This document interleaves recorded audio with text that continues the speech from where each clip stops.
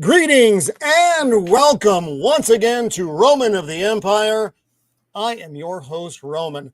Tonight, we sail the polluted, fetid, dreaded toilet water seas of pop culture, looking for treasure, seeing if there's anything really at the bottom of the pile. Is there a pony at the bottom of the pile of shit?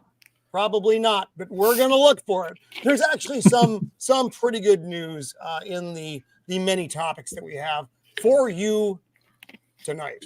But let's go around. So John, the creative blue collar guy, is with us. His computer decided it didn't feel like hanging out tonight, so it shit the bed. So he's trying to come back, but he's not here yet. So we'll go around the horn and do our intros, though, and then we will jump into these many, many topics.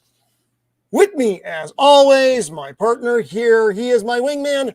He stopped me from carpet bombing South Park because of the Pandaverse. He is Shieldwall of Dragons. Welcome back, my friend. How are you? Hey, it's great to be here. Hello to the chat, everybody on the panel. So we got a lot of interesting things to talk about. Lots happening in the entertainment world. And I don't know, depending on the how the poll goes, I don't know. I might have to show you my topless self. That's true. We do have a poll going, folks. So it is. Are you excited about the Marvels currently running at 0? Henry Cavill's Highlander at 70%. The Avengers Reassembled also running at 0, but seeing Joker or Shieldwall topless is running a solid 30%. So please vote on the poll tonight. Y'all are sick people. It is. I know. How dare you vote for Henry Cavill? No, right. So yeah, some of you are voting for them over Henry Cavill. That's it's a little. I'm not going to say it's not frightening because it is. He is the scourge of Gotham, the nemesis of the Dark Knight. He is Joker voice. Welcome once again, my friend. How are you? Oh, I am just peachy keen. It's been a wonderful time. And, oh, dear God, let's just say the last week with Pandaverse, a certain former Disney actress and everything that's going on now, that investor call next week can't come fast enough. And it's always a pleasure. She was gone last week, but she is here again, and that would be my sister. Yeah. I apologize. I had a migraine last week. Folks. I do try. Yeah. Amanda wasn't here last week, and there was definitely we felt your absence, Mando. So, and it was a good one too. So you're here with us next week, though, and next week is also going to be a big show. So we will give those later on. Next week's going to be I'm very excited about it. I actually shaved in one of the characters' motifs. So where did you shave at? Don't you worry about. Why are you asking where he shaved his motif? I don't know, but whatever it is, it's probably going to be lame. You know, it's things like that, kids, that are going to be. Hey! Oh!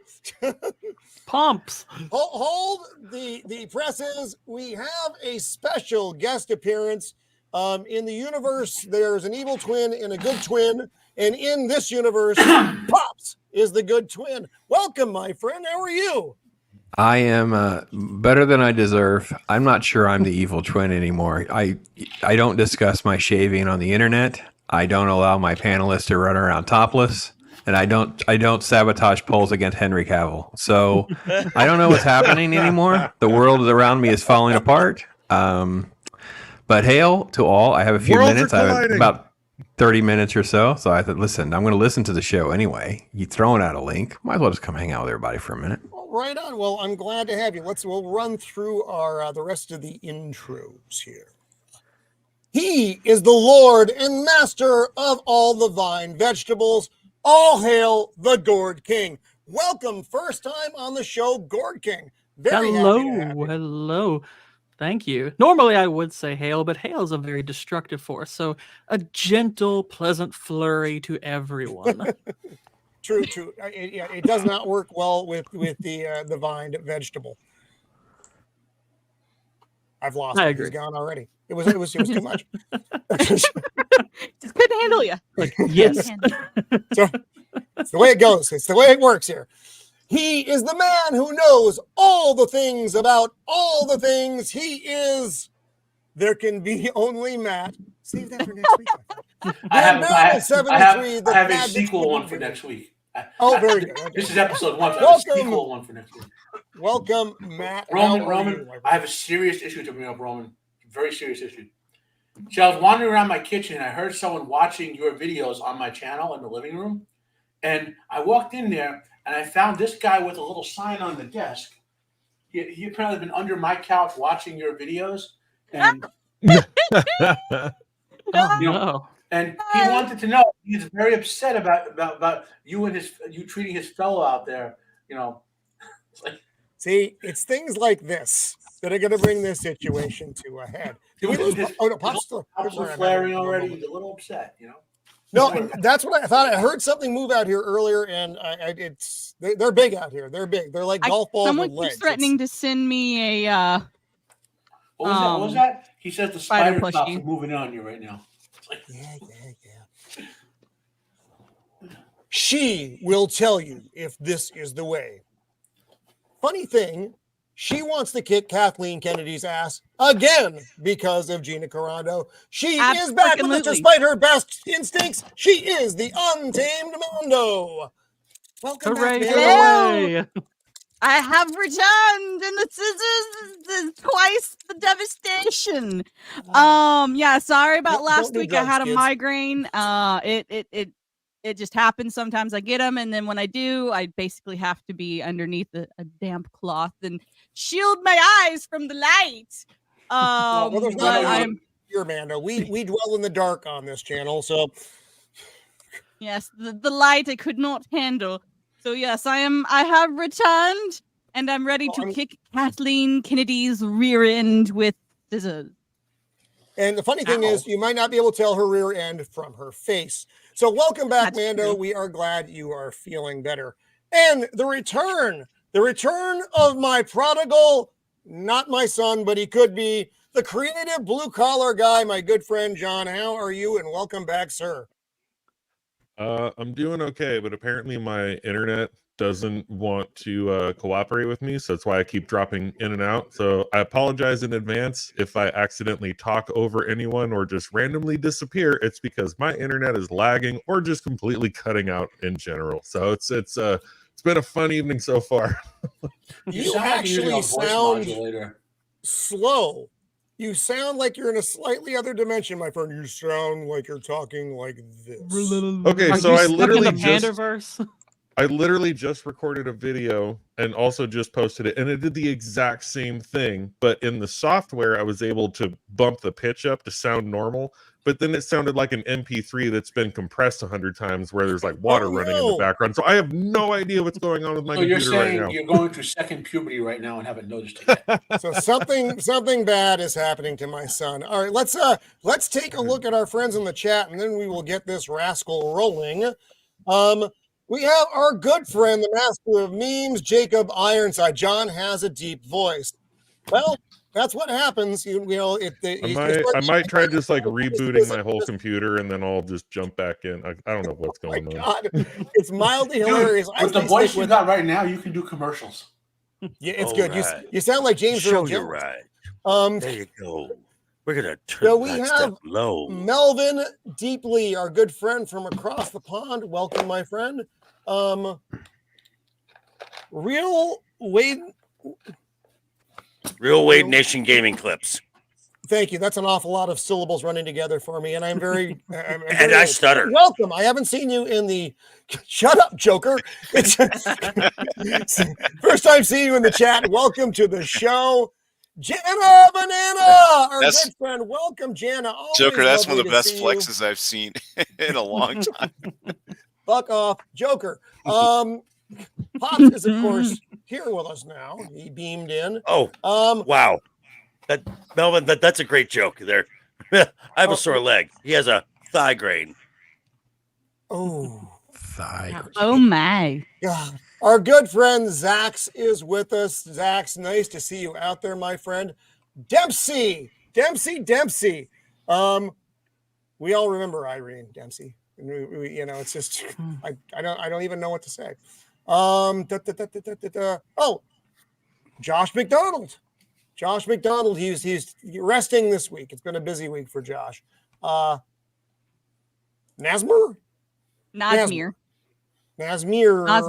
like cashmere. He's a Brit. Not. Welcome to the show. Nice to see you out there. Ducka America's 2001. Good to see you out there again. Our good friend Tom from Tom's Drinking and Adventures. Keep it on, I believe, is a reference to your tops, but there is a poll going, and we have to go with the poll. Low spec laptop. Nice. Welcome to the show. And that's, I believe, is everyone. If I didn't see you, please forgive me. I am very old. So we're going to jump into this week. I was joking backstage that I didn't think it was a very good news week until like Wednesday hit. And then there was just like news stuff just dropping from the sky. Now we're going to lead. So funny story, actually, Joker. I normally lead with the numbers, the box office stuff, but Vex, it's funny when Vex is in the chat. Vex. Hooray, Vex. Welcome back. There she is. Good to see you. Oh, wait. What did she say? Where's my chat? Where's my chat button? There it is. I'm here and pants are off. We'll get there. We'll get there. Oh, she was promised Henry Cavill talk. She was promised good, Henry Vex. Cavill talk. And we will get to Henry Cavill. So normally I talk about the box office numbers from this week, but it's odd. There's a new Martin Scorsese film out with Robert De Niro and Leonardo DiCaprio, but no one gives a fuck. Tired no of one hearing cares about it. I cannot open my phone without seeing a headline about this, and I'm like, I don't fucking care. Literally not a great week for the box office. Oh, Bobby Wold is with us. Hello, Bobby Wold. What's up, Bobby? Welcome. Now, Joker, you had some fun. Wait, I want to back up to this movie. Yes. That movie is almost 3.5 hours freaking long. Like, it's too much. No offense to Scorsese, you're not 3.5 hours of my life right now, bro. Just not happening. Sorry, there's just no way. That's insane. That's just like so pretentious, almost. After 3.5 hours, the plot. I don't have a problem with the movie. I just something about like the topic of the movie just doesn't interest me. No, nothing will bring me to the theater to see this. Conversely, a similar topic on the Yellowstone spinoff, 1923, I believe is the one I'm thinking of. Interests me about the Indian mistreatment and all that. So you can do this topic interestingly. You just can't. For some reason, Scorsese's take on it doesn't. And I've heard very positive things about it. I'm just 3.5 freaking hour. I'm like, you've got to be. I was like, okay, I heard good things. I heard what Polly had to say and a couple other folks. I'm like, cool. 3 hours and 26 minutes. Nope, I'm out. It's like, never mind. I care enough to give 3.5 hours to. We have a super chat here. I'll super chat. How do we Super chat. Weird. Well, right, that's Elf of Courage from my channel. He's Oh, one of my okay. I was members. about to say. He actually can. Joker. I don't know. I've been 100 or told. so away. I've been told I do a good impression of someone who shall be nameless.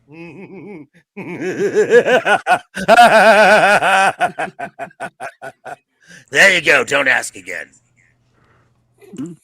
Hey, he paid 499 cents to hear that. That was and it was worth every penny. I am always thrilled when Joker actually does Joker. Yeah. Let's see. So like I said, box office was shit, but you had some interesting Nielsen news, Joker. Yes. What did you glean, You know, my friend? So Nielsen came out with their most recent numbers. Thanks, Elf. So, wow. Okay. Well, whatever. So, anyway, this happens to be the numbers for the finale of Ahsoka. So, on original content, it topped out at number 2, which is the same place where the premiere week topped out at. However, it still did not break the overall top 10. It has not been in the top 10 since episodes 1 and 2. With a total available watch time of 340 minutes roughly, the finale came in at 575 million minutes watched. That is 99 million minutes less than the finale of Andor. Oh, Lord. Wow. See, they killed it, folks. They killed Star Wars. Congratulations, Disney. Well, they did that with managed to Obi-Wan, do it. though. Well, the Disney trilogy episode 3. I wouldn't even call it episode 9 anymore. And then Obi-Wan basically, and Kathleen Kennedy graping the Mandalorian basically for season 3 and Book of Boba Fett. Dave, that was Dave too. Well, Dave does what he is told to do. You know what I mean? Yes. Dave works well when he has like Lucas or Favreau or someone over him to take his idea to distill them down to something. You know, when you get Kennedy, who is basically like the Galactus consuming planets of type of character of Star Wars, and she's consuming everything into our own self-aggrandizement. So she gets a hand on Filoni, who has a lot of creativity but not a lot of control, and there it all goes. You know, it's been dead. It's just been dead. It's gonna you know. God, I wish they just let the corpse rest though, instead of it letting it. It's just like it just keeps going. It's like How do we know that Star Wars wasn't just stabbed in the stomach with a lightsaber, and that it's fine? It's totally fine. It can make it. Well, Star Wars seems to be. But hey, next, just to let you know, folks. Next up, the Acolyte. Well, oh boy, Mother of God. For you science nerds out there, I'll explain Star Wars failure to you. It's like a negative exponential function that keeps going down to infinity, but never quite touches the line that says 0 because it just has more room to keep going down. You know, I don't understand math, so I was translating for the math audience. You know, So the thing is about, and again, I would love to be able to do YouTube full time, but having one foot in the real world, amongst the normies, what is that real world? the thing that's happened over the last 12 months to 18 months is just the complete elimination of anyone giving a rat's behind. Like there's no more questions about the next Marvel movie and who different characters are or what comic book backstories are, or a Star Wars question, or what do you think about this? That has become completely non-existent. Like no one cares. Like it is sort of like the greatest of litmus tests to see what people are interested in. And this is why I knew I was shocked because I saw the Five Nights at Freddy and I thought it was actually a pretty terrible movie, but I got it. Everybody was talking about it. Everybody was wanting to go see it. Some guy was taking like 7 kids. He's like, oh, my kids and my friends and neighbors' kids. And I'm like, okay. So I knew it was going to be a huge thing. So it is a great litmus test, and I couldn't agree more. There is no chance that anyone cares. It's so incredible. Zero. Exactly that. Like I was saying when Guardians of the Galaxy Volume 3 was the last movie, I was like, okay, like I still really want to see Guardians 3. This is going to be the last Marvel movie I'm actually going to spend money to go and see in theaters. And even afterwards, I said, remember back in like the early days when you would sit there and you would wait for the post-credit scene and it would be a tease at, oh, the next movie is going to be Thor. Oh, the next movie is going to be Captain America. That like nobody cares anymore. Like there's nothing that, like we're not building up to anything because the whole time we're building up to like Thanos is going to be the big baddie. Like, we're building up to Thanos. We don't know who the boy. big bad guy is in this yet. Like, nobody cares wait till about we get what's to that happening. Well, we later, do know uh, it's Kang. Yeah. It's Kang. I Well, is it, remember- Well, they're though? doing a really crappy job of building up to it. I They're remember doing a terrible job of building up the Kang. I remember standing in line to go into a midnight showing of the next Marvel film. Lord, I would not stay awake for that. Well, And those they were exciting Well, when you- days. though. And when you work my hours, that's easy to do. all right, well, let's talk about Marvel, and more specifically Marvel. How many people? Why do you have to will- do this when I'm out of whiskey? How many people do you That's think are right. standing in line to see this movie? Like, 10 or 12 hours. Nobody. ahead?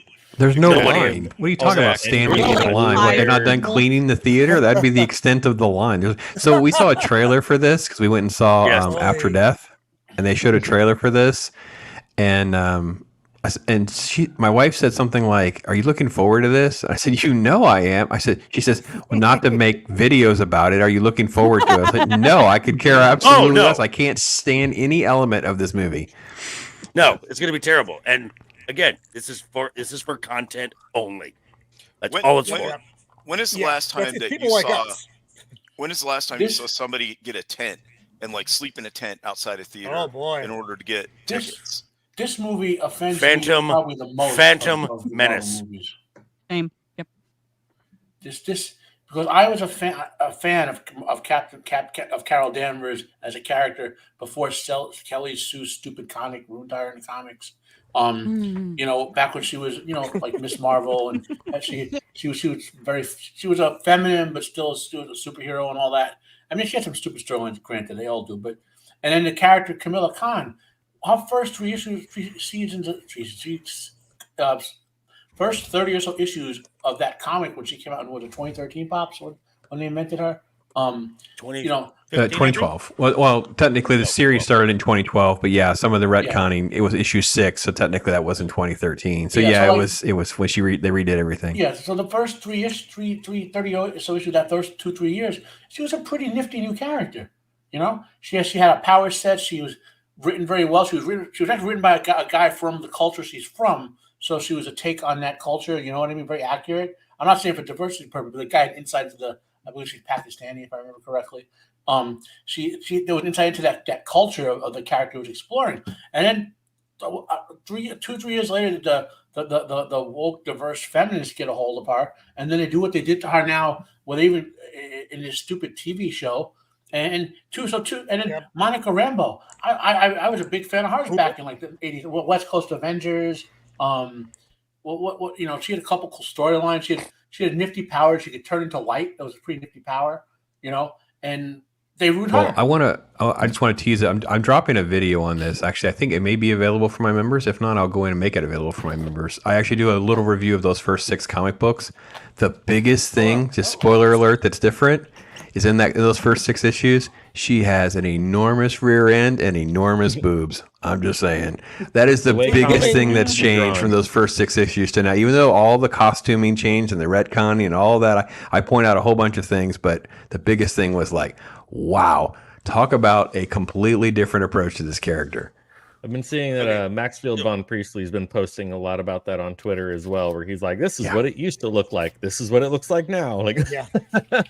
So the thing that this article is pointing out is they are not allowed to do reviews of this until 2 days before. Yeah, the embargo. Right, the embargo. What does that tell you about your movie? There, they have no faith. Buying reviews. Now, I want to say something. Buying reviews. I want to say something, and Pops knows this because I talked about this almost a year ago on your channel, Pops. I have a love-hate relationship with Captain Marvel, as I said on Pops' channel, that this is the first film that I saw in theaters after 60 hours of suicide watch. So, true story. Send you back? No, but there was the little subplot during the film when she's talking to the great intelligence, and they have the montage of her throughout her life getting knocked down and getting knocked down and getting knocked down, but getting back up and getting back up and getting back up. That spoke to me. So as a constant reminder of when life knocks you down, get back up, I have this. And yes, that is. Yeah. She And used yes, to be that is a great, very good character. Yeah. So, and I did watch the Ms. Marvel show. Objectively, it's not a great show. It was, however, probably one of the best character arcs, and as far as depicting a family, it did it very well. And the young lady who plays Kamala Khan is having, it seems, at least from my standpoint, she is having the time of her life. So, Iman, get away from Disney as soon as you can before they break you. Before they cash you with Snow White. They got her to write a comic book, Joker. They locked her in to do one of the comic books. Yeah. My That's what I heard, yeah. So for that actress is she thought she was playing the original comic book version of that character before she got poor kid. Aww. Yeah. So we read from Moonlight Warrior here on X, formerly Twitter, which is what most of us still call it. Twix. Just call it Why do you Twitter. think the Marvels isn't selling well? And my friend Master of the TDS, who I'm a huge fan of, is like, well, because you had to watch like 2 full Marvel series to know who 2 of these characters are, because otherwise you don't know who Kamala Khan is. If you're not a comic book person, you don't know who she is. And Monica Rambeau, the question is, who the fuck is Monica Rambeau? Again, if you're not a comic book person, these are you want regular people who are not in the business to devote hours and hours of their lives to characters that they're looking at. They have no idea who they are, to go see your movie that most people don't give a fuck about anyway, because that was the shoehorn movie, which everybody knows. It's not even that. Well, there is even more than that. You've got WandaVision, Ms. Marvel, the Captain Marvel film, and don't forget Secret Invasion. This is also tying in. Off with Secret Invasion. I forgot that. God, we did. Or we you did. tried we lost, to. we lost, Wow. We lose. Dempsey, What did we lose? 6 to 8 hours of our lives on that. Yeah. Green Lantern from Wish. Yeah. Well, Okay, but let's also talk about just how much people hate Brie Larson. What about that? And Larson did that to Brie Larson. Okay. Now, that's fine. If you like it, that's no. That's fine. I like things that other people don't like too, so it's okay. Quentin Tarantino loves Brie Larson. Just saying. Okay, so here's the thing with Brie. Here's the thing with Brie. She came from relatively obscure indie films, and she got an Oscar for the film Room, and she got propped up really fast as being the future, the face of the MCU. She also got swept up in at the time in Hollywood. It was the Me Too Time's Up movement, and her PR team kind of told her to kind of move in this direction to be relevant. If you've noticed, even prior to the strike, she's been quiet about a lot. So she had a new PR team, which has come in and said, keep your fucking mouth shut. But it's too late. It's too late. Right. Now, had Captain Marvel not been propped up as the biggest film ever by Marvel, basically, had it been like an Ant-Man type film, a smaller film, she might have been able to go to a sequel where they shut her up or whatever. What? Yeah, I see a bunch of gestures going on, and as Italian, that means something, so I must know what's going on. But they shot ourselves in the foot 17 times with Captain Marvel, both as an actor. And those are some big feet. Yeah, that's a good one. And then you can't recover from that when you're like that at the peak of Everest. You can't recover at that because of the damage she did. Like Amber Heard, same thing.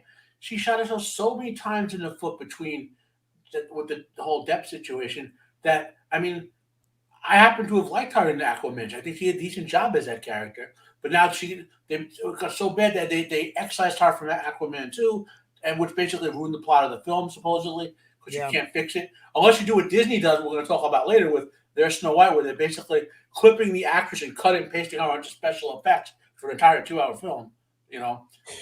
And we will get there, folks. Yeah, but the point is, like, there was no. I don't think they understand. Like we talk about canceling. Well, Brie Larson self-canceled herself permanently. No, there's two things they probably could have done to maybe mitigate some of the damage she done. One being obviously what she's doing now, which is keeping her mouth shut. The second thing is if her movie had been good. I think if she had been in a good movie in the first place, most people have been like, okay, I don't necessarily like it, but the movie's good, but at the time they put her in probably the worst Marvel movie there was, or at least one of the worst. Did you see? I know it's not on the list, but it's a similar thing we're talking about. The Blade movie. How the actors threatened to drop out because they were going to basically make the main male character a background character for all the female characters. They rewrote the film, so the actor said, the Disney formula.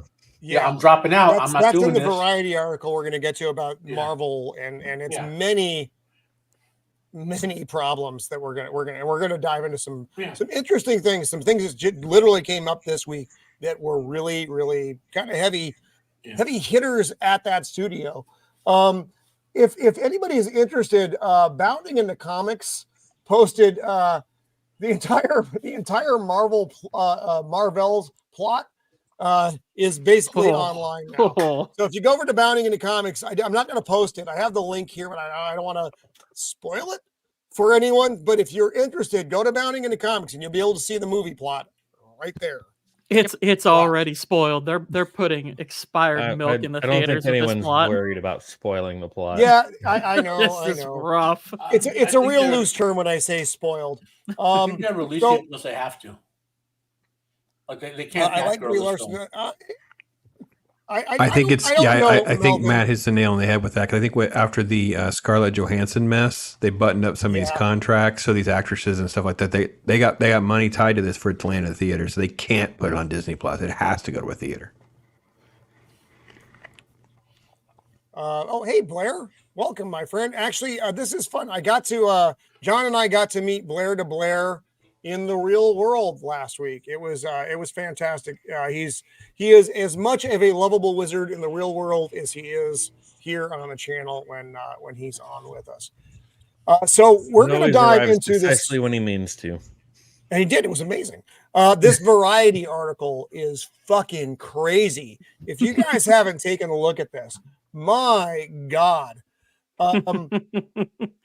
They're talking about there are so many problems at Marvel right now. The Jonathan Majors issue being just one of many. They're talking about throwing Dr. Doom in because even if Majors is cleared of these charges, he is now damaged property. It's hard to come back from something like that unless you are just totally exonerate, like the Johnny Depp version of this. I don't think you're going to get that with Jonathan Majors. Maybe you will. I don't know.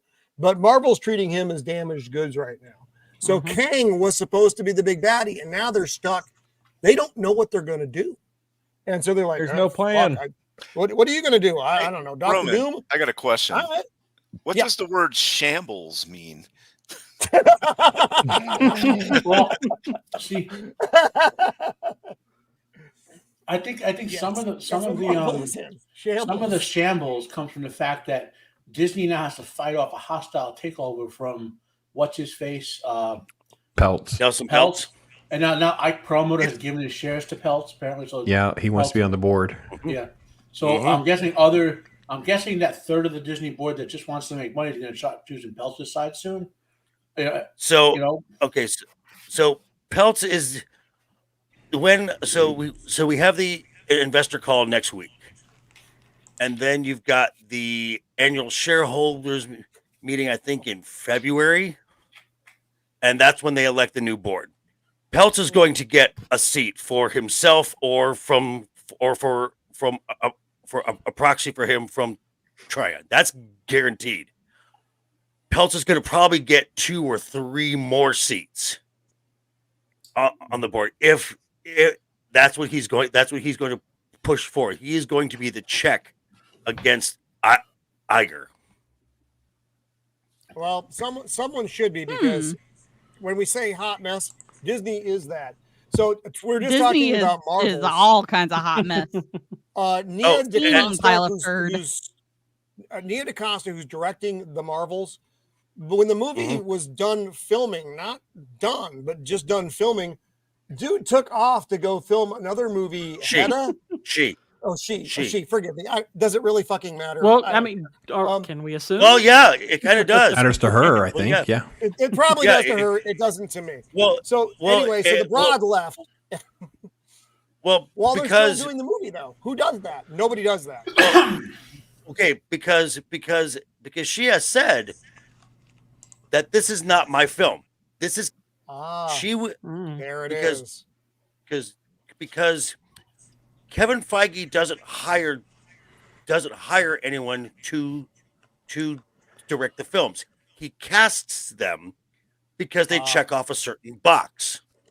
Now, he wasn't doing that before. The Russo brothers. No. But they had clout. Those were their movies. Clearly, they had clout. In other words, I think it's pretty clear that ever since that he was waiting for the Russos to be done with their run so he could have his own say over pretty much everything. This all comes down to Ike. This comes down to Ike Perlmutter. That's what this is. Ike Perlmutter. Pop's left. Yeah. Pop. Yeah. He said he had to duck out for. Yeah. So Ike was the check. Ike was the check against Kevin. But because Ike was friendly with a certain orange man, Iger and Kevin said he has to go. So he got removed from any creative control over the films in 2015. He was given like some ceremonial position with Marvel Comics. It was basically like a chairman in name only. And then in 2018, he got completely removed. Now from 2015, that is when they started doing the writing for Infinity War. So pretty much Phase 3 was pretty much almost done at that point. So Kevin just kind of let it keep going. But Captain Marvel was his first entry into what is now known as the MCU. And because things have gone the way they have gone with the MCU, they're talking about bringing the band back together. They are in talks to no shit bring the Avengers back. Now, how will this be done? I don't really know. And moreover, my give a fuck. They're suffering when they're like, we need to get the band back together because we're about to die. There's also another article over on Bounding Into Comics saying that Robert Downey Jr. Is rumored. And you have to say rumored because, it's still way early to have agreed to do this. And rumors are rumors, but Bounding Into Comics is a pretty good, his info tends to be very good. So I would take that as RDJ said, yeah. Now, are you going to be able to get the redheaded lady? Nope. Scarlett Johansson? Scarlett, no way. No way. I don't know, Joker. You start throwing those dollars. You know what? You're not going to get. You're not going to get after what happened unless he has control. He's pretty much said that indirectly already. Yep. They're doing Blade. The Blade thing was another mess over there. So they're talking about bringing the original Avengers back. That's one. How desperate they are. Blade, I think, was supposed to have been out already. They're still shooting, or if they even started shooting, I don't even know. They've gone through two directors, a series of writers, and they talked about making it the star a chick movie. And the star, he was going to walk. Yep. Yeah. So, and this guy Ali, he's a multi-Oscar winner. He's a bankable. I don't want to say the Black Henry Cavill, but he's an elite level actor who can write his own pathway, and like so. And when he got like background character in his own movie, right? Right. And then not only that, they were gonna make multiple fewer characters and make it he said, I'm walking, I'm not doing this. And so now they drew that entire script. Supposedly Iger was angry when he saw the script. I don't know if Iger's angry because he's not making money or he's angry because he's upset with the woke stuff. I'm not sure with him, Oh, but, no. Make no mistake. Iger is going to double down on woke. He's going to do it.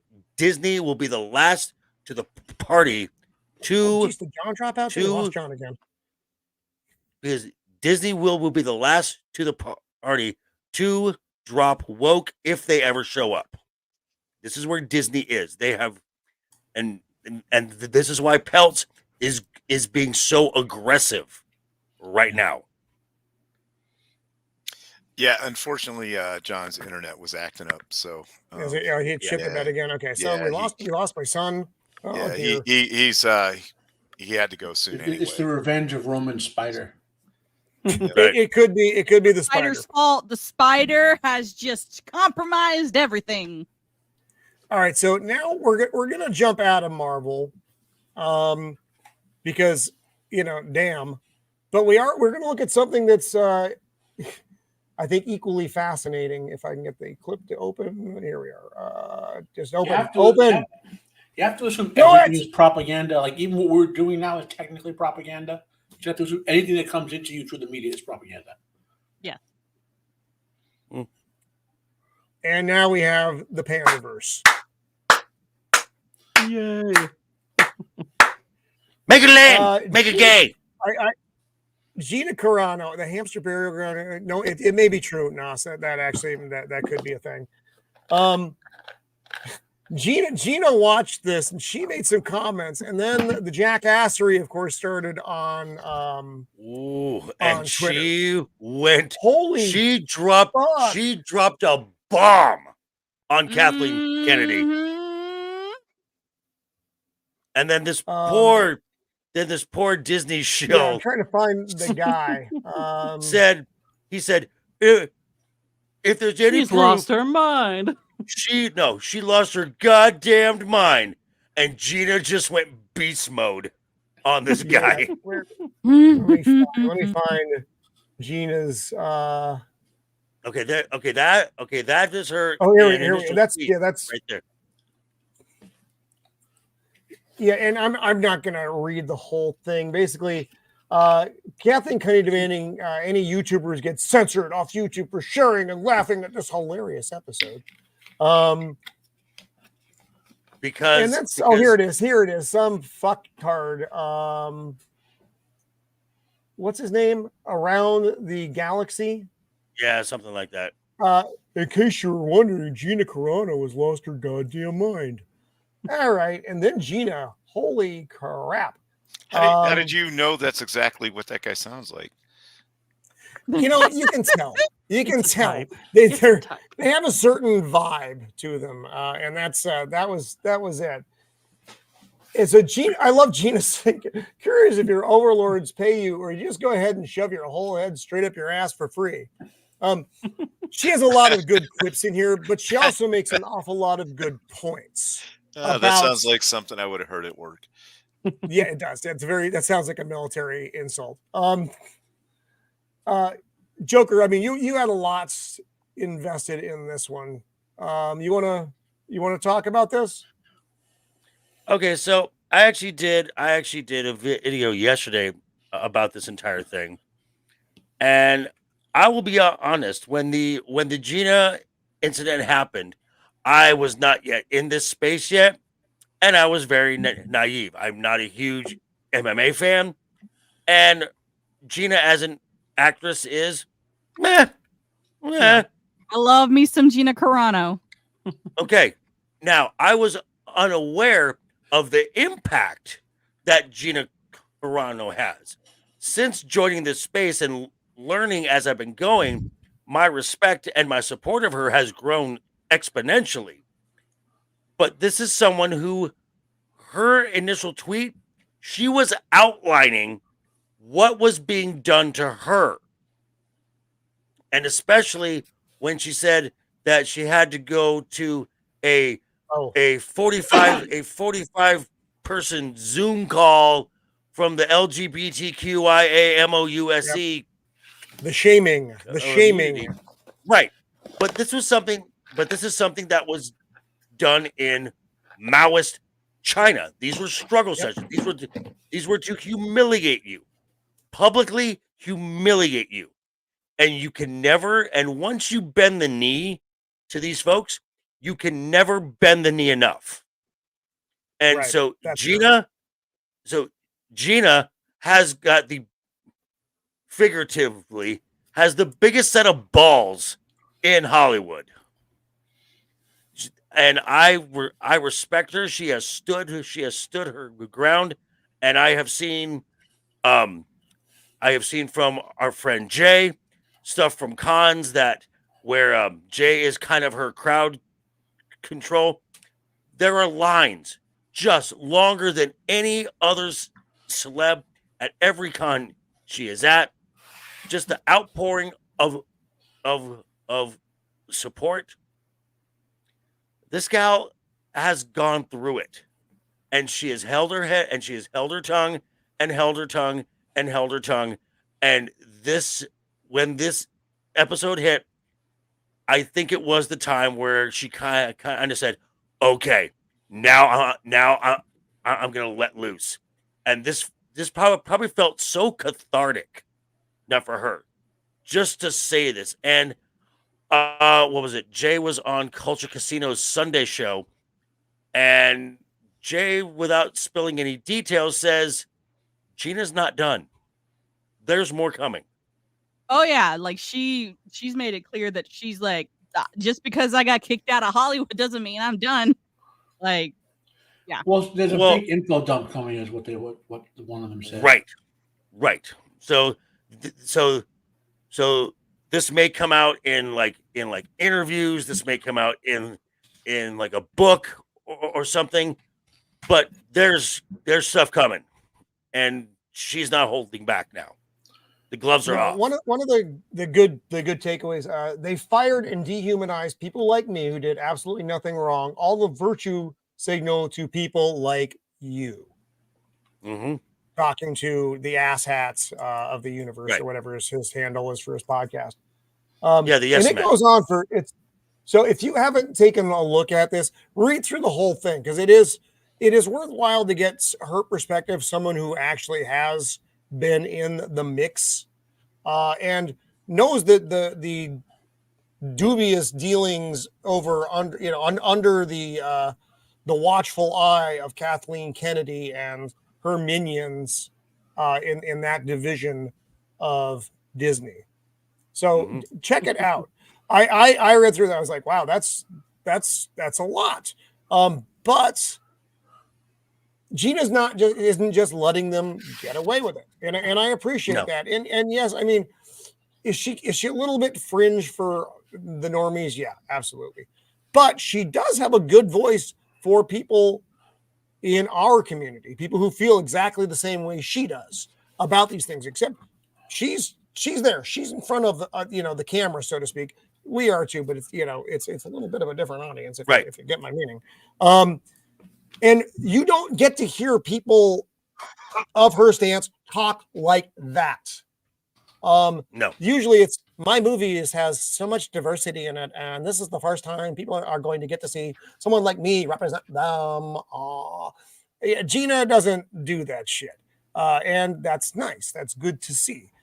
So I like her. I like her stand, and I appreciate that.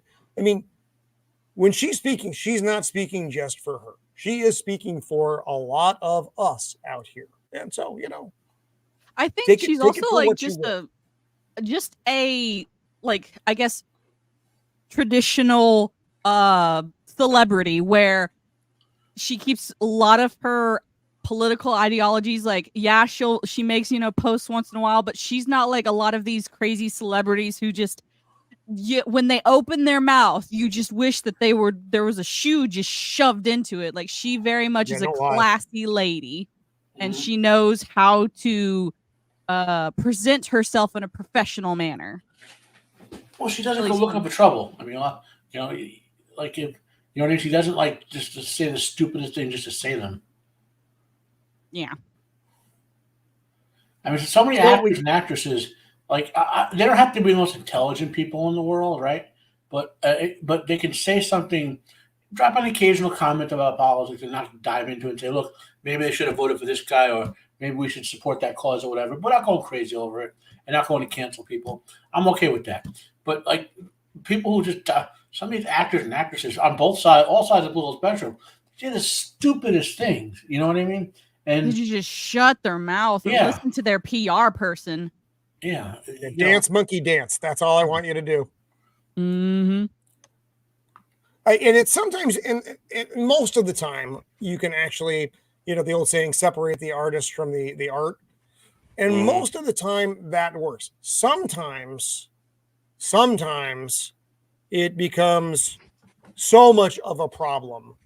They've done something. And it's usually a very personal thing why I don't like this artist anymore. I can't listen to Foo Fighters anymore. I think Dave Grohl is a fucking piece of shit. But that's just me because of some things that he had done.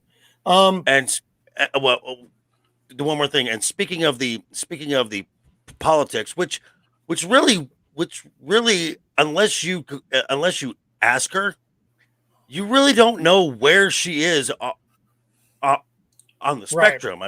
I mean, you can make an educated guess, but there was part of her response when she said, "And oh yeah, the force is female, but you only let males post their political views." I think it's time to drop that ridiculous slogan. Mm-hmm. Oh, fucking stupid. That was a silly slogan. Yeah. Talking about talking about Pedro Pascal. Mm-hmm. Who would post his views and nothing happens. Of course, it's fine. As long as your views agree with the current thing. Right. So no. Now, by the way, Roman, I sent you a picture of the Outcast creative here in the chat. That's Lance. You might see him sometimes on Canoli's show on Monday. He did a book about Gina Carano's tweet a couple of years ago. Really? So I sent you a picture let me open things up over here in the Twitter. I don't have all the things open at all the time because my shit will catch on fire. Sassy! Sig. Ah. Hey, Miss Sassy Sasquatch. Welcome. Always nice to have you out there. Okay, here we go. What's up, Blair? Okay, nice.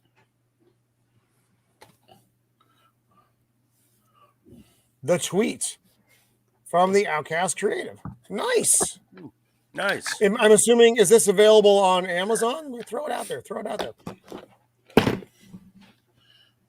I would think so. Oh, he's still writing it. Okay. It started as a play, but it became a book. Whitey, AJ. Welcome, Whitey. How are you? AJ, what the hell? Nice to see you, buddy. So the tweets, the infamous tweet, which really wasn't even that infamous. It really wasn't that big a deal. It was a pretty mundane tweet, and it's like they blew out of the water. Oh yeah, Pops, I saw this. This was interesting. I didn't save this into my many stories here. Yeah, there's a story about the HBO exec. They're making fake accounts to attack fans who don't agree with them. Jeez, I wonder what shows that could be related to The Last of Us.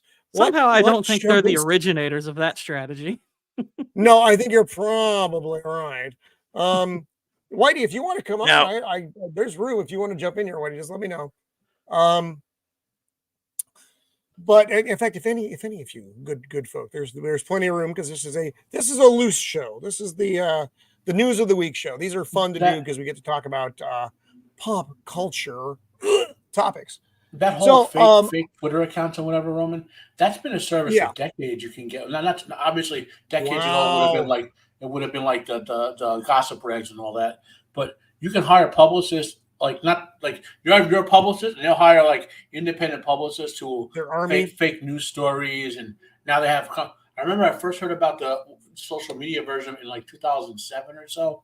I've seen, like I know someone who was kind of in the business, so they were looking to publicize something they were doing, and it's like, oh, these companies will just spam social media for you, like MySpace and all that.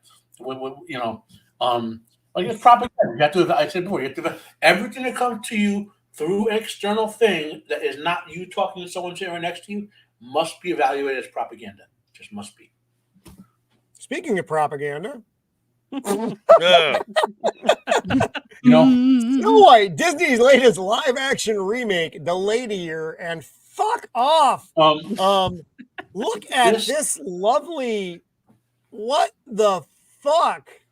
they're basically so what they are going to do apparently is they're going to take every image of the film that she's in. They're going to make a completely new CGI movie and then cut and paste her live into all those scenes. Oh Lord, that is fucking horrible. Or And they could just big take take gas and pour it from- over a big pile of money. It's about the same thing. Right. And might I add, this is the person who not that long. What's up, Beak? Who not even a week ago was like, oh, stay. We are gonna stay on the picket lines until we get a deal. I am here for the long haul. The minute the Hunger Games got an exemption to go promote, I volunteers tribute. So this film also has gotten too far along for them to do the Batgirl too. So like Correct. Batgirl, they Correct. can get a tax write-off or whatever because they delete all the footage. Well, so to get money on this, they have to release it in some capacity. Even if, And Well, I think they're going to take okay. a beating. Go ahead, Joke. well that and the Batgirl was never meant to go. Was never designated to be a theatrical release. It was going to be streaming only. So that's a lot easier because you've got no international contracts to honor. different streams of people. You're not spread all over the fucking place. I mean, one of the other things about this, aside from that remarkable picture, is it was coming out March 1st, 2024, but it's been pushed back to June 13th. 1 year. 1 year. Holy fuck.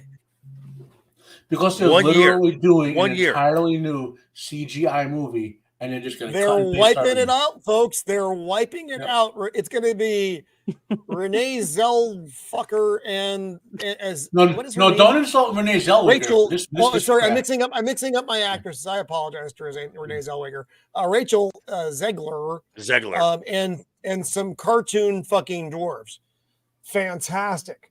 But then I don't think, and I don't know if this fed in, this was part of it or not. Maybe it was, maybe it wasn't. But the Daily Wire is doing its own version of Snow White, and one of the things that is taking people aback with the Daily Wire's version is their Snow White is talking about modern femininity, and versus Rachel Z in her, I don't need no man. No man's gonna kiss me and wake me up. And you are correct. Now the other girl whose name is Brett Cooper. Brett Cooper. Again, talking about modern femininity and basically how it is a bad thing, and that's why I don't know. You have a lot of backlash the way you do, but why aren't girls getting married anymore? Why are guys waiting till they're 35 to look for a 20-year-old wife? Why is it everybody hey, just swipe right and you get your hookup for the night? These are all products of modern femininity. They're not good. They've changed the landscape drastically as far as the standard family unit goes. And, you could argue that society is better because of it, but I think you'd have a very hard time showing and demonstrating that. So That's my take on it. And so Now- you've got Snow White versus Snow White Actually, here. Can I well- address a comment, Roman? Sure. Can I address a Yeah. comment? Please. So someone said something about the movie Gods of Egypt, which was a horrible movie. Don't get me wrong. Correct. But in terms of mythology, the Egyptian gods were depicted as somewhere in skin tone between Egyptians and white people. In other words, Egyptians were not black people. There were Egyptians with white people from Greece and the Mediterranean, and their Yes. gods were depicted that way.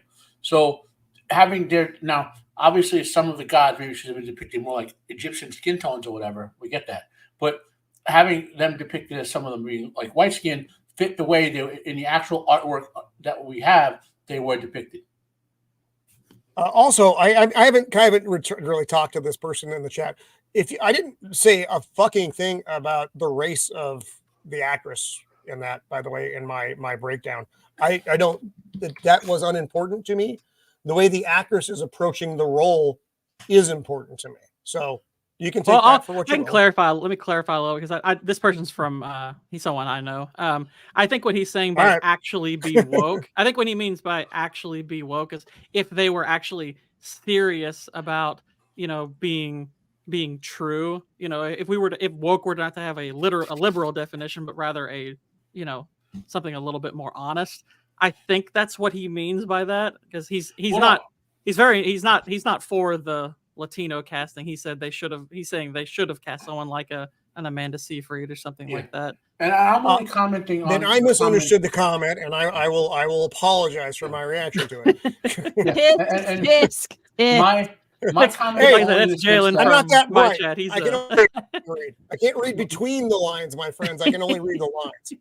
My comment I've had time to learn Jalen's vernacular and his way of very good. his way of talking. and I need to clarify. Thank you for translating. My comment only in the sense that there appears to be this modern effort to they call it the blackening of Africa or something like that, where they're trying to make Egyptians not look like Egyptians. Remember the whole Cleopatra thing? The debacle, I believe they called it. Yeah. Yeah. There's actually a movement now. There's actually a movement to claim that the ancients were black people. The Europe, that the Romans were black, but it's going crazy, and it needs to be fought back against that. Like they're ignoring all the great African cultures of the sub-Saharan Africa with all those kings and legends. Which here's a little book you can all pick up, by the way. Well, let me blow you up, Matt. Hang on. A little primer on tale. Just a nice little book with a bunch of stories in it. I'll show you the table of contents briefly so you can see what's in here. If my chubby middle-aged fingers can find it. It's a decent little book if you never read any African myths and your only knowledge of Africa comes from, I can't find it. It comes from Neil Gaiman. There's a way for you to get started. There's a rich culture and history there that they're ignoring in terms of like this other false narrative of all now making the Egyptians black and the Celts black, and there's someone even claiming the original American Indians were black. No. So here's I'm going to throw my 2 cents into the mix on this. Okay. I know that there was problems with diversity casting for a long time. They weren't casting a lot of people who are not white in certain roles. Fine. However, and I have to throw the however in there, you do have to look at historical accuracy when casting a film. I mean, if you want to put, I don't know, Henry Cavill as head of the Zulu tribe, for instance, that would be historically inaccurate. So historical accuracy fucking matters. Otherwise, you have a movie that is a distraction. It doesn't. Right. These are not the people who were the people of that time and era. Yep, these things do matter. Like I said, if you don't want Henry Cavill as the head of the Zulu tribe, then Anne Boleyn isn't black. You may be surprised to learn that, but historical accuracy. I'm not saying don't cast people. I'm saying cast people accurately. In modern filmmaking, in the modern society, unless it is an established character, because then it does matter. You're changing the characteristics of that character. That's not good either. People, the characters are written a certain way. That's who they are. It's like changing their fucking name. It's the same thing. Elf of Courage again. Since when did Hollywood ever care about accuracy in their movies? Mando, Mando can tell you how much I hate Rings of Power. She can testify to that. And in Rings of Power, there's an actress who plays Princess Diza. Now she's a black woman from England, right? But she's actually a really good actress if you've seen her other stuff. And my only problem with her is not having a beard and the writing being bad. But as an actress, in some of the, like when she's doing her and the guy who plays Prince Durin IV, when you see the family scenes together when interacting with husband and wife, that's actually some pretty good acting they're doing there. It's the writing with the whole subplot with the coup and all that they go crazy with, right? So you can get an actor or actress who's of a different physical look, let's say, to play a character. Like I hate saying this, but if they had gotten a really good black actor to play Aragorn in Lord of the Rings, because it's a very bad example to use, we would have been also okay back then, because a great actor can play a role. You know what I mean? Like it's when they're changing the nature of the role to be something other than the other intended it to be. Yeah, that we all have that problem. I think a good example that I blundered into by accident, just because I wanted to see what the fuck is this, is it's not the vampire list. It's the Interview with the Vampire on HBO. Oh, that horrible TV show. Fuck off. They changed so much about it. Everything. And they've race swapped and made people gay who weren't gay, and they changed the fucking time period. They might as well call it something else, because much like the Rings of Fuck All, it's not Interview with the Vampire. Although I will concede the actor who plays Lestat is very good. I actually like him better than I liked Tom Cruise in the role. I think he's but everything else about it is like, what the fuck are you guys making? What is this? What did you make this for? You didn't make it for people who liked Interview with a Vampire. Anyway, they completely retconned Anne Rice's books. Completely retconned them into the whole to the whole motivation for the characters. You know, why Lestat picked Louis, which was we picked him in France, by the way, not in New Orleans. You know, there's a whole series of. I can go off. I used to read Anne Rice's books a lot, especially the Lestat and the Anne Rice's the Dam books are really good. I'm not sure what was worse as an adaptation, that or like you know, Wheel of Prime. Both were mockeries of the books in a way that even Rings of Prime isn't. That's how bad it is. I'm gonna give my two. I'm gonna give my 2 cents. So I'm gonna give my 2 cents on this whole Snow White thing. I'm all for Daily Wire making content. I'm all for it. Do what you want to do. I've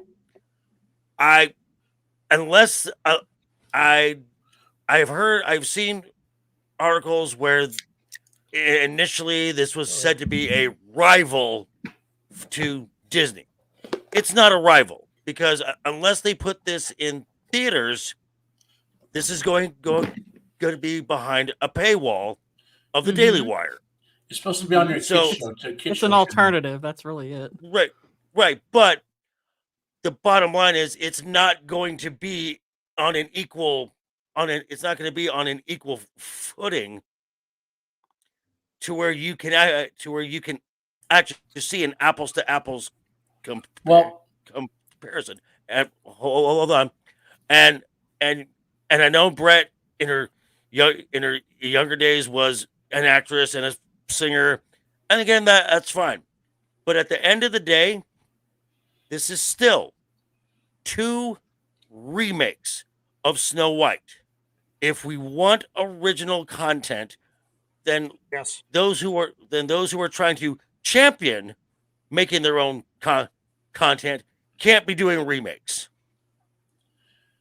Well, for the Daily Wire, I will say this. I think, and you'll probably it is a direct response to the Disney film. That's why they're doing it.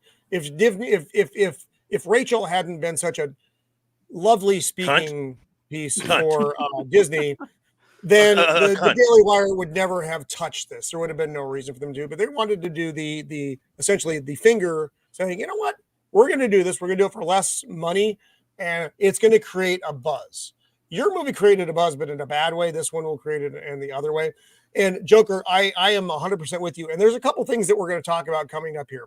One of them, I have less of a problem with, and the other, I'm like, what?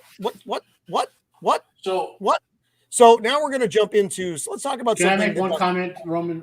Yes. So, Joker, the one area I disagree with is where they will be considered equals is in the social media propaganda wars. In other words, those two feel that's why there'll be so many comparisons. So like saying, wait, Daily Wire used the Brothers Grimm fairy tale, right? Went to the source, and Disney took their own movie, which is from the 30s or whatever, which was good, and basically graped it. 1937. And they basically graped their own movie, you know? Right. So, yeah. And that's going to be the big contention over it. Well, and if Daily Wire actually happens to make a good Snow White adaptation, I mean, that's a very universal, well-known story that could draw people to their service. Well, yeah, but again, who is going to just? Second, guys, I will be right back. But who's going to go subscribe to Daily Wire just to watch Snow White? Well, it's not just to watch Snow White. But what it would be a good piece of advertising for that. It's not going to be on the Daily Wire proper. You know, if people are wanting good content for their kids, and it turns out to be good content for kids, then that could draw some people potentially. I mean, I don't know for sure. I don't know if I trust their ability to make a good Snow White movie, but the Daily Wire has a children's streaming service they've started. Already has a ton of content, and we're adding, and this is going to be on that. So if you're subscribed, they're making a children's movie on their children's movie service. So if you pay $8 a month or whatever for your kid to watch these safe cartoons and children's shows, this will be on there, and your kids can watch it. But I don't know if that's going to be a draw because, like, enough, I know. So, like, is that enough? But they have other stuff on there. Like my information off of my normie friends. It might not be for us, but they're going to have millions of conservative parents already buying this channel who are going to enjoy it. Yeah. Well, by the way, Daily Wire on their main channel, I believe, they're doing adaptation of the Pendragon cycle. That's Stephen Lawhead's Arthurian myth books. For those who've never read them, you know, they're releasing like weekly vlogs of their filming and stuff. So far it looks pretty good. So if you ever read the Pendragon cycle, it'd be worth keeping an eye on. So, in regards to this Henry Cavill Highlander reboot,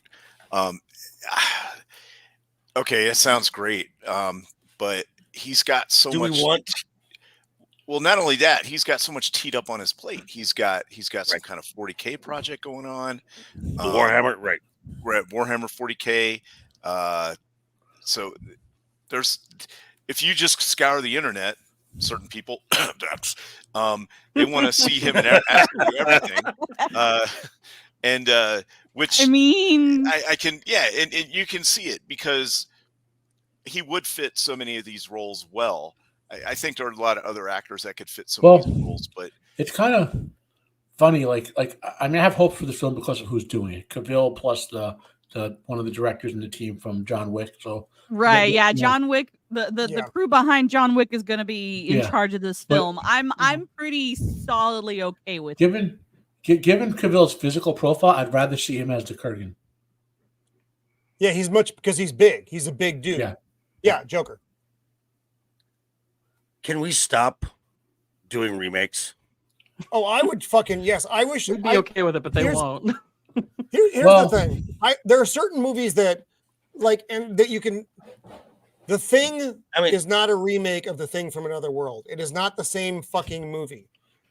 They're both based on the same book, but The Thing actually captures the book, whereas The Thing from Another World is not. It's not a remake. To call it a remake isn't accurate. Highlander was very specifically written by I don't have my notes. Russell Mulcahy and well, he was the director, but it was the same dude who did Prophecy. He was but Russell Mulcahy rewrote it quite a bit for the movie. I know you mean though, Basically, the guy who wrote Highlander obviously wrote like 6 things, and that's all he ever wrote. You know? I mean, but Prophecy, we did that a couple weeks ago. Fantastic fucking movie. Sequels suck giant balls, but the Prophecy itself was fantastic. Just like Highlander, fucking brilliant movie. The sequels were fucking terrible. Run from the room if they are on, as Sean Connery said. Now, I don't know how I think. I don't know. I don't know how I feel about this. It's unnecessary, I think, is the best thing I could say. Right. We're going to do, so for those of you who don't know, we are doing Highlander next week. that's going to be one of our big movie shows. Remember, we talk about movies on this channel because we bag on a lot of shit in social media or in pop culture. But the movies that we talk about on the show, we love. We enjoy these movies a lot. You don't spend 4 hours talking about a fucking movie you don't like. So the original Highlander is fucking brilliant. And that's why I just don't know the necessity of this. I know the ladies and some gentlemen love Henry Cavill. I like him as an actor. I think he's a good actor. I think he's a terribly underutilized actor. I just don't know This is a if cash grab. this is something we This need. is a cash grab. It's been almost 30 years. I'm okay with doing a trilogy remake or whatever. Because the reality is, if you've read enough stuff, everything is a remake at some point. You know. Well, and I'll speak from a little bit of an outside perspective. Okay, so most of the movies I grew up watching was whatever my dad bought or recorded or whatever. So I never saw Highlander. He wasn't a fan. This even coming out is going to make me watch the original Highlander, and It's available on Amazon, by the way. I have Amazon, so I'll probably end up watching this very soon. So at the very least, it could have that effect on people like myself.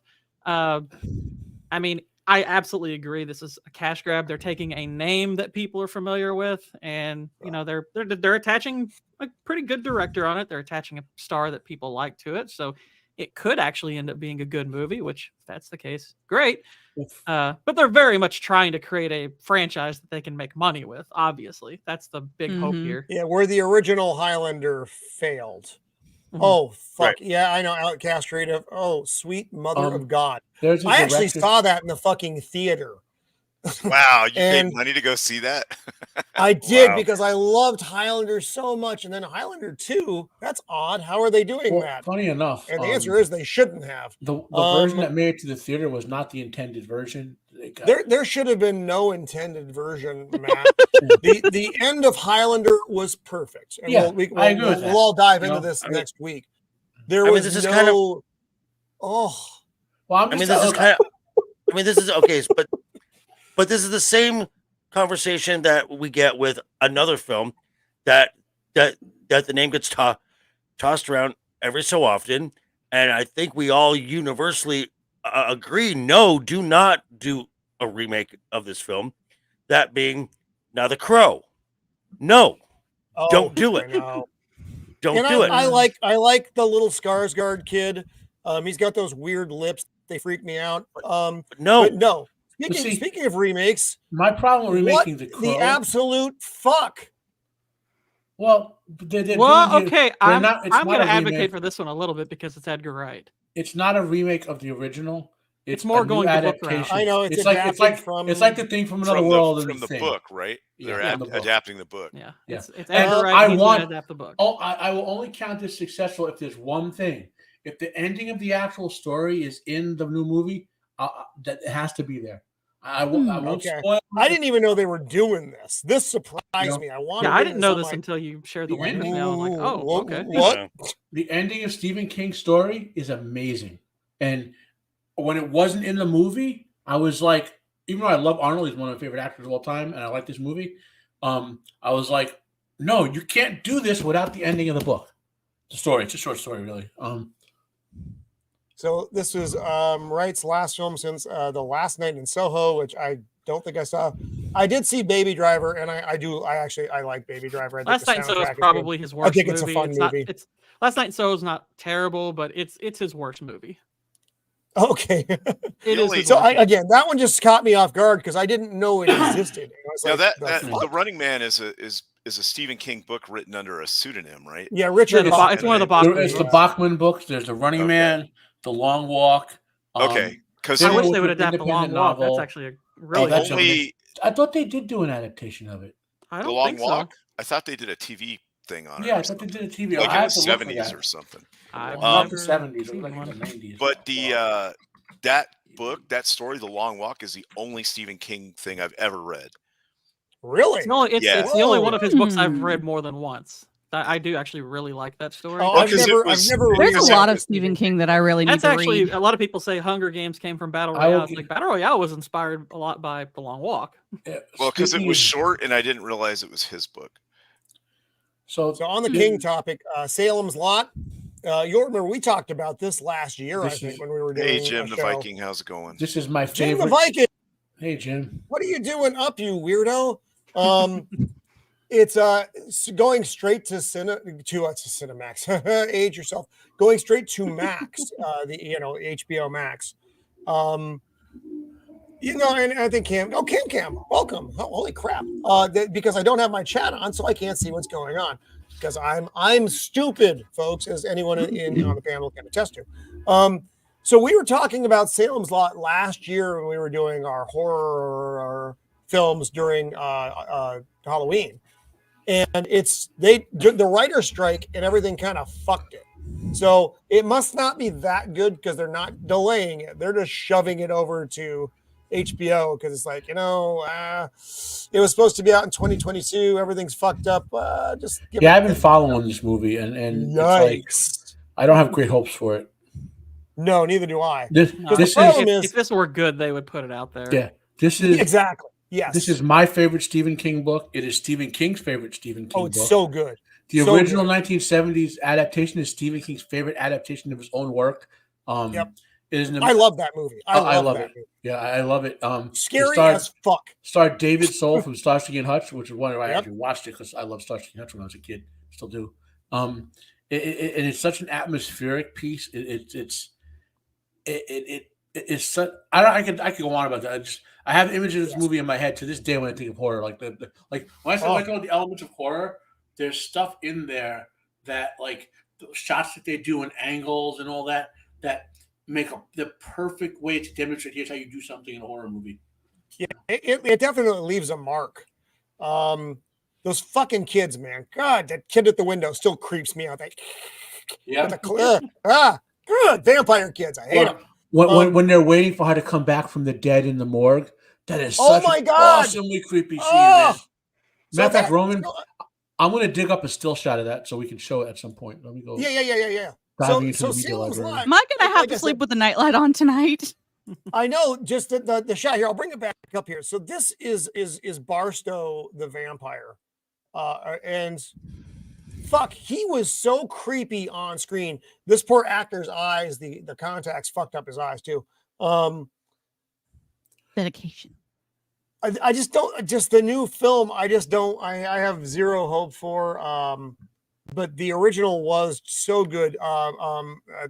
James Mason is in it, and the casting in it was really, really well done. Even the kid, and I hate kids in movies.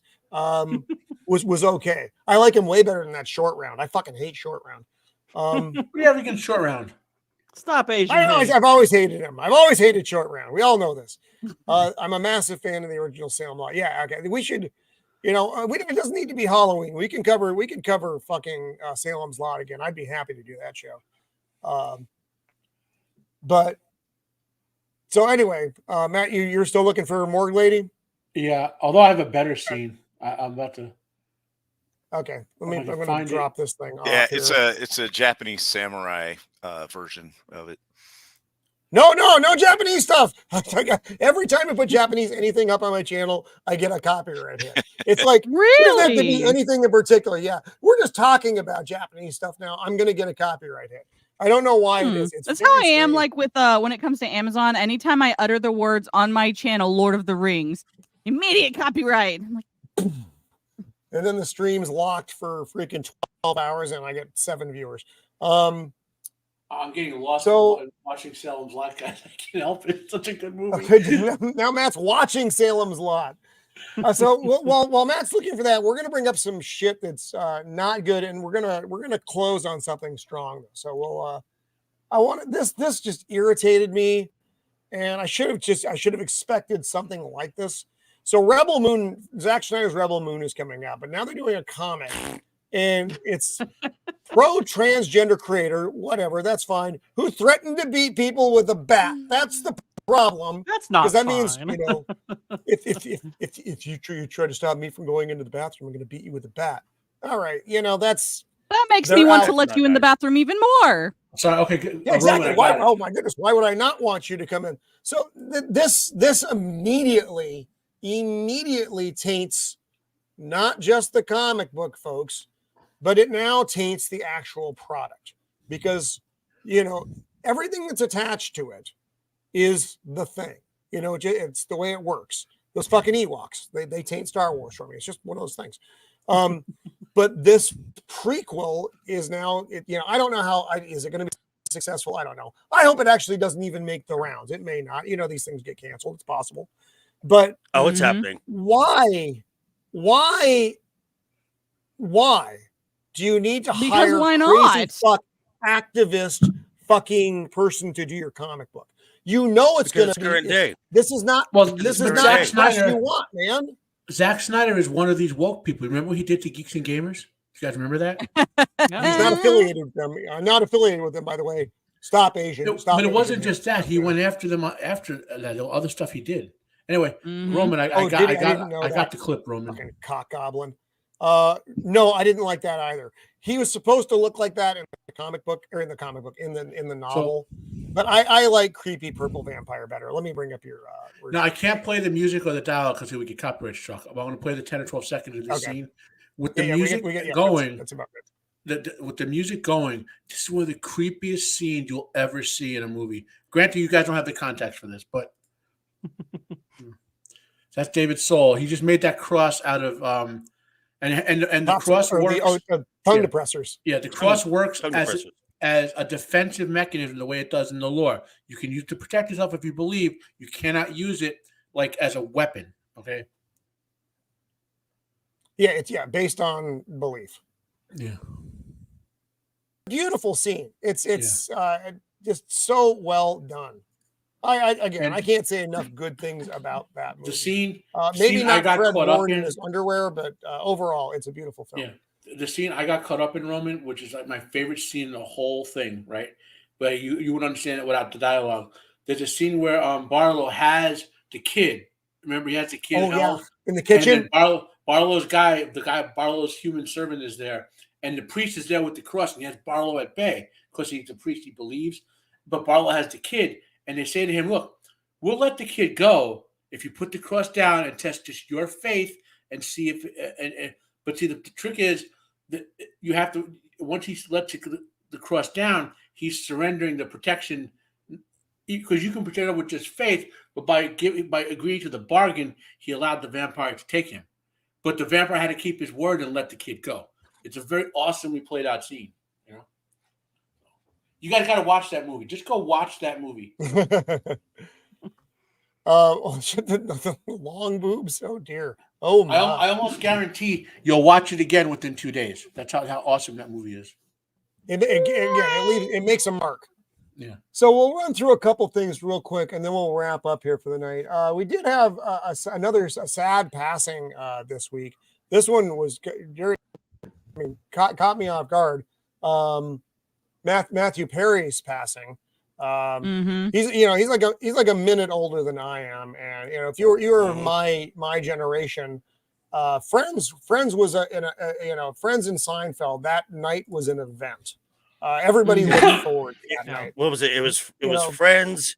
It was Seinfeld. It was Friends. It was ER. I mean, from like 8 till 11 o'clock was the primetime viewing. So I mean, he had a kind of a rough run of things, but had been he'd gotten his shit together, and it's just he was in his hot tub. I guess the original call was for cardiac. Everything is wrong in the first 24 hours. So I don't know if we'll ever actually know the cause of death. Drowning in your hot tub is unlikely unless you're loaded up. And they said that he did not have drugs in his system. So what I read was that he was doing physical activity, and then he got in the hot tub, and he was playing like pickleball. Right, it caused his blood pressure to drop so severely that he passed out.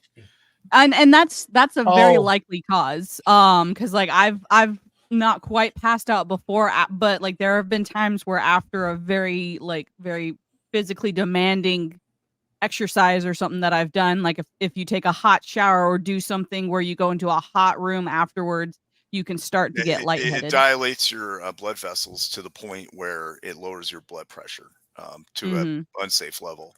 And he might have Or had if you're he me, had all you have to do is bend over and stand up too fast. yeah. But he had a lot of underlying medical issues. At one point, he had a perforated intestine that he had surgery for Oh, ouch. a few years ago. Yeah. So, and he's had, other problems as well because of some of his past extracurricular activities. Wasn't good for his health. Right. No, yeah. Like I said, he had a rough run of things. I'm trying to bring up the slide for it, but it's not what I thought it was.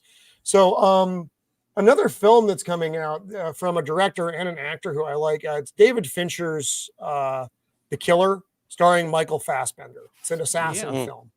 It looks like it's going to be an awful lot of fun. It's going to be in theaters, but it's also jumping to Netflix on November 10th, like fast. Right. So I'm not sure what that says. Either, the strikes and all the bullshit may have fucked up promo time and, they just don't expect much out of it. But a lot of David Fincher's films, Zodiac, for instance, they have much better play for the at-home audience than the theatrical stuff does. Mindhunters was such a good series. He said that's not getting a season 3 though, which is really unfortunate. Yeah, I don't know. What are they doing with that? That would have been a slam dunk. Oh, season 3, yeah, because they were building the BTK thing, and everybody in that show was fucking good. Yeah, it didn't make enough money. It's just a shame. Yeah, I mean, it's all based on views. People are fucking stupid. I mean, they'll watch, My Mom before, but they won't watch Mind Killer. Yeah. So it's a shame. Actor strike, don't give a fuck. Oh, here we go. This is the big closer though, and I think this is interesting and fucking weird. I don't understand it. I don't know why it's happening, but I'm not going to say that I'm unhappy about it. Chuck Norris returns. With Mark Singer. Now, Mark Singer, for you young folks, is Beastmaster. And V. The fucking Beastmaster. Right, and V. Is back. V. That is just bizarre. Mark Singer was awesome when I was a kid. Yeah, he was a big star of a lot of the 80s kind of lower budget sword and sorcery type things. V was not a low budget film, and I forget about V. I don't mean to forget about V, but I do. Yeah, V did humongous ratings. The original V, and the sequel. Was it the series that wasn't good? It was a series, or was it? Yeah, the TV show was meh, but the original miniseries V and then V: The Final Battle did great ratings. Oh man, who was the one lady that was in V? The main. Oh yeah. Yeah, the dark-haired lady. Yeah. Talking about from the newer version? No, from the 80s. No. Oh, okay. No, I know the newer version one. She's hot. Yeah. The original one played. She played Julie, but I can't remember her name. She was in a lot of stuff. Like what was? Wasn't she in Buck Rogers or something? No, that wasn't her. Not Faye Dunaway. Faye something. Not Faye Dunaway. She was also in the remake series. Faye Grant. There you go. So somebody should pick up Mindhunters. Yes, I agree, Zach. Someone should pick up Jane Badler. Well, she was all over the place. Yes, she's awesome. So Chuck Norris and Mark Singer are back. It's just so fucking weird. I mean, Chuck Norris can do whatever Chuck Norris wants to do. So he can. Chuck Norris now his son Dakota is doing the choreographing for Chuck's fight scenes. So Chuck, 80-something-year-old Chuck, is going to have fucking fight scenes. And well, duh, because it's Chuck freaking Norris. Chuck Norris still works out in his martial art. His he is still keeping up with scenes. He's working still in really good shape. It's very. I don't know if this movie's going to be any good, but I am going to watch it. I can tell you that. Yes, because we had a street that was named Chuck Norris. We had to rename it because no one crosses Chuck Norris.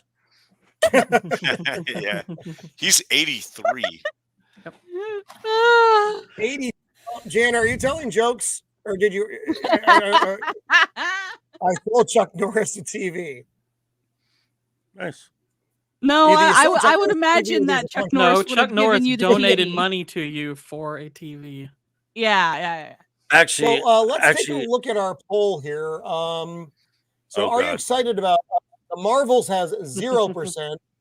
Henry Aw. Cavill's Highlander 73%. Avengers reassembled again a heavy Shieldwall. 0. Oh, we're safe. You actually vote Chuck Norris a fucking TV, Jana?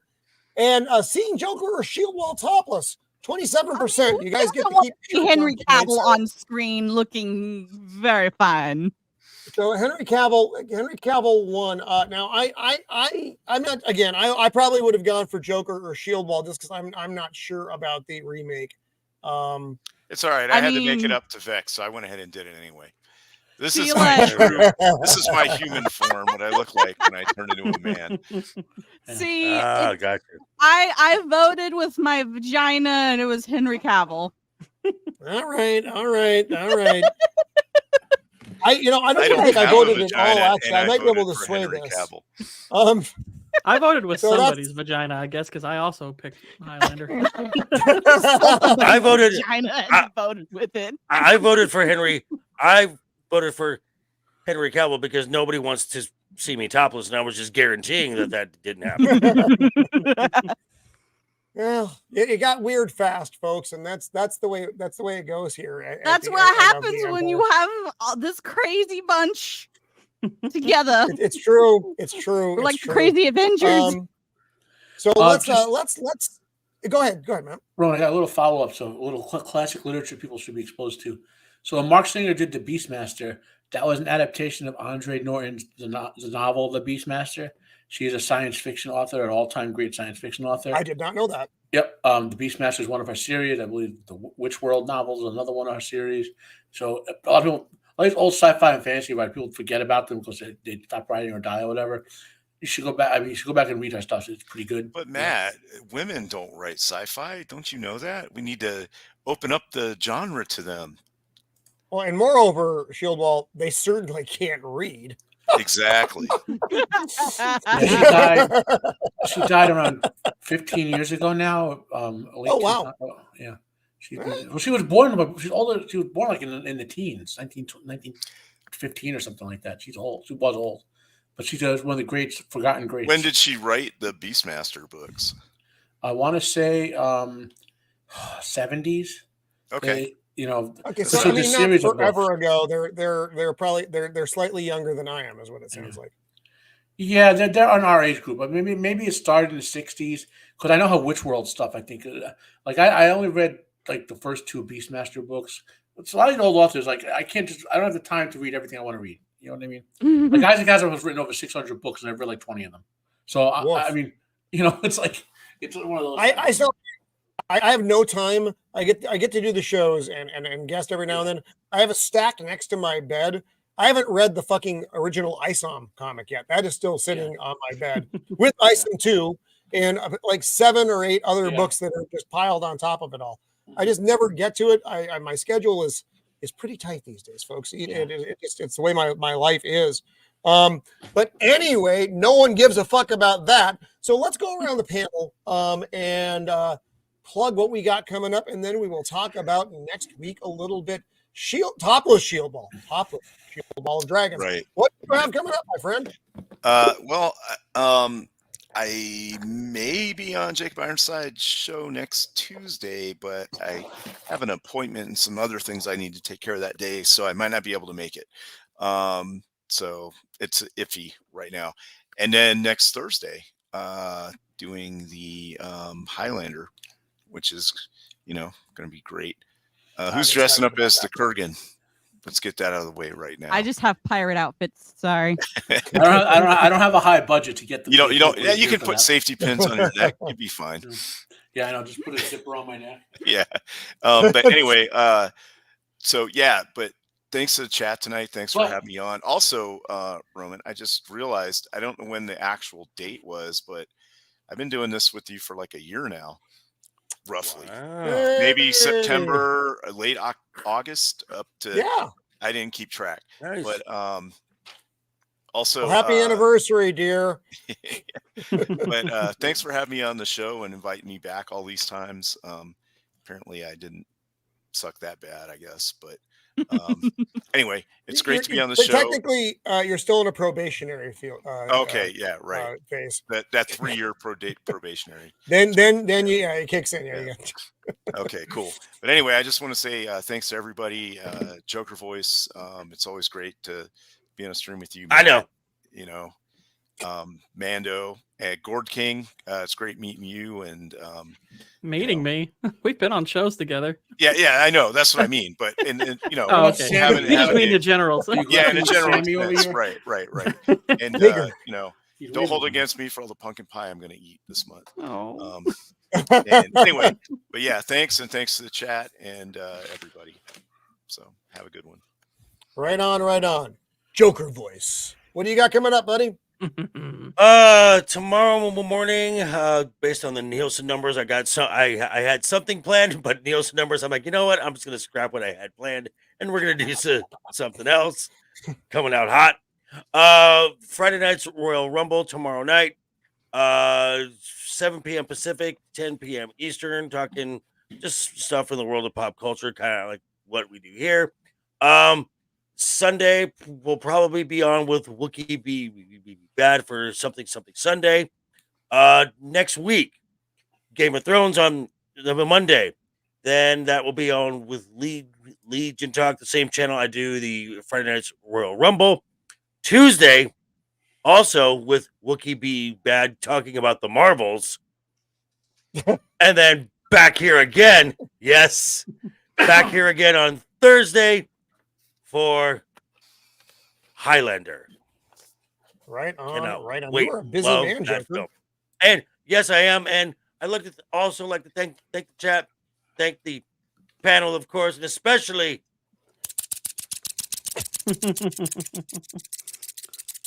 my sister. Yes. One day, one of you is going to lose a finger, and I will say, I told you so. The Gord King, the master of the vine vegetables. Thank you for being with us. First time thank you for show, having me. and it was a It was pleasure to have you here. So what do you pleasure got coming being up, here. Well, thank you for having me. Thank you to everyone in the chat. Thank you to to the people who come from my channel who showed up on the show. You guys are great. Let's see.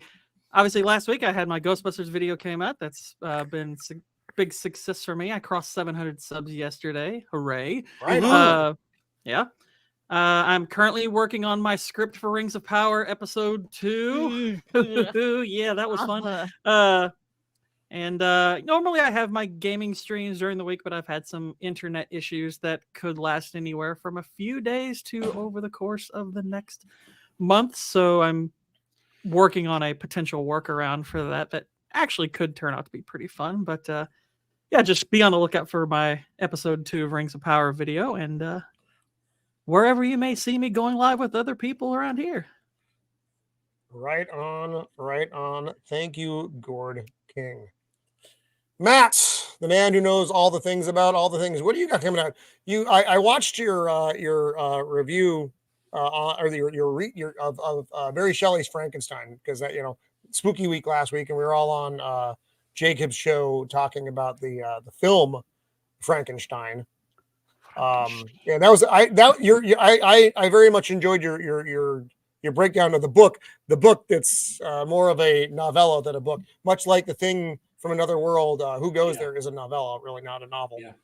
And if you would have heard my rant on every show about how modern movies are just full of bloatware, like even novels. I mean, I love Wheel of Time. You see all of them back there. See Lord of the Rings back there. But those Wheel of Time books, like all 15 of them, are like 800 pages each. Yeah, they're fucking giants. Mary Shelley wrote a complete story in 150 pages. That's as good as anything written nowadays. It's crazy that people just blow. I'm not saying Jordan bloated the story up. I'm not saying that. I'm saying that so much stuff that you enjoy is just full of bloat now that just like, So I had the Frankenstein review out there.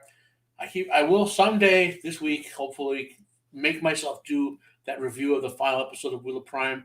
It's every time I mentally go to do it, I feel I'm hitting myself in the you-know-whats, It's such a I may not have a Kurgan costume, but if we ever do a movie about a giant spider, I can come up with a costume for that now. There we go. Yeah. Sammy is now a permanent. Oh, he's my co-host now. Sammy the Spider. For I think I'm going to start doing a little, like maybe 1 hour live stream on Fridays, like 4:30. If I get my comic books in, I'll be talking about the comic books, anime, the stuff you guys know I talk about. Books, a couple articles, a couple books. I'm trying to start recommending older books and stuff. One of the things I really want to do, and maybe some people won't want to get involved, is record a reaction to, like, maybe once every 2 weeks to an older sci-fi or horror movie. Like I'm talking like 40s, 50s, 60s. It's like a forgotten era of so many great movies back then. And I'll probably start doing my own things to set the tone for it. If you want to come on with me and sit there with an hour and a half, watch these older, shorter movies that are much shorter than bloatware we see today, even good bloatware. Like 3.5 hours. What's that in a lifetime? So anyway, so tomorrow afternoon will be I haven't named my little Friday afternoon podcast yet. It'll be like an hour and a half, but I'll be talking about the hobby stuff I like. What else I got going? This Saturday, I will be on Jacob Ironside's. We're talking, I believe it's John Ford is this Saturday. Nice. Who apparently has not only directed every John Wayne film, which I've seen because I'm a big fan of the Duke, but he's directed a film of Midway, Mr. Roberts, the Henry Fonda movie, so many other things I've seen that I didn't even know he was director of. So I guess we can talk about that. On the Questioners, which is like a White Cloaks side channel, we dropped our third part, or we'll be dropping our third part of talking about Brandon Sanderson's assassination of the Wheel of Time, episode 8. he and the fandom went after him so bad. All the show cloaks who love that crappy show, they're saying they're trying to cancel him now all over the internet because of some of the takes he had on it. So for those who know, Brandon Sanderson finished the Wall Street Real Time books for Robert Jordan. What else? Jacob Ironside. I'm on 3 of his shows that are coming up. Stargate, I think, 2 other ones. Plus, next week we'll be talking about one of my 2 all-time favorite movies, Highlander. And I'll have a sequel to my title. So I'm prepping you with the first title here. So I'll have my sequel title up, for next week. See, I'm thinking ahead. I'm always thinking, What else? And then so that's Roman. Roman, my stuff. There's stuff with Jacob Ironside. I have 3 things with him. And that's it so far. Yeah. That's a lot. All right. Oh, wait, one more thing. It's a mystery box. Someone said they mentioned either in chat or whatever, they want to get into Stephen King.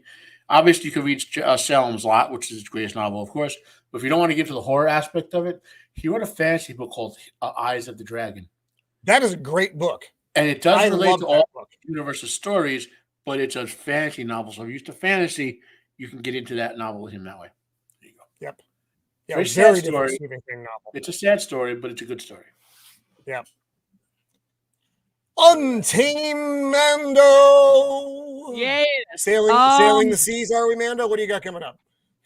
Oh, yeah. So, no Literary Souls again this Saturday. I know everyone's been missing Literary Souls. It's just this month has been crazy. Hopefully November will be less crazy. And I don't know about December. December is just going to be all over the place. But, so my next stream will be on my Kick channel with the Dungeons and Dragons not Pirates of the Caribbean, but Dungeons and Dragons pirate themed campaign that we're on. Of course, I'll be on Jacob Ironsides on Tuesday and then back here on Thursday. And then hopefully I'm going to get back on the wagon of making content on my YouTube channel, because I know people have been messaging me like, Mando, you were doing so good. What happened? You fell off. And I said, real life happens. I'm sorry. Yeah. Like I went on vacation with my husband. Gotta shut that real life out. It really is. We do have the holiday season coming up, so things may get a little wonky in November and December. But yes, so next week, as mentioned, we are doing Highlander. Christopher Lambert, Clancy Brown, and the glorious Juan Sanchez Villalobos Ramirez Connery, whom I love him in the movie so much. I can't. Please join us, because I'm just so excited to talk about this movie. Again, the movies we love, the shows we tend to beat up because they suck. I want to throw a shout out and a big thank you to our good friend Left Eye Ego. Yes. I got a package from him a couple days ago. And it's going to come out during our Christmas action figure unboxing, but it is fantastic. And I'm just, it wasn't. Was it First, ticking? I thought I drunk ordered something because I got the box. It's from Big Bad Toy Company. I'm like, oh, fuck, I don't remember ordering anything because I do that sometimes. I drunk order and then I get a surprise. But as soon as I opened it, I realized that's from Ego. So big shout out to Left Eye Ego. Thank you. And you'll get to see what it is probably next month when we do our Christmas unboxing. No. That's you. If I get a box from you, it's going to be taken. Maybe it was glowing, Joker. So I want to again thank you to the panel. Thank you to Gord King for first time on the show. To Pops for making the guest appearance. My son who really tried to hang on, but his system just wasn't having it. And to the chat tonight, you guys are always you're informative. You're hilarious. Sometimes you're argumentative, but you don't mean to be. So that's fun too. And so thank you everyone who tuned in. Take the scissors. No, 9. Rock beat scissors. If you're with us on the rewatch, thank you for being here for that as well. So busy times coming up. Everybody keep an eye on each other. Remember, it is a rough time of the year for a lot of folks. Veteran suicide rates suck. It's 22 a day during the holiday season. It goes up for everyone. So please keep an eye on your friends and loved ones. And with that note, until next time, be kind.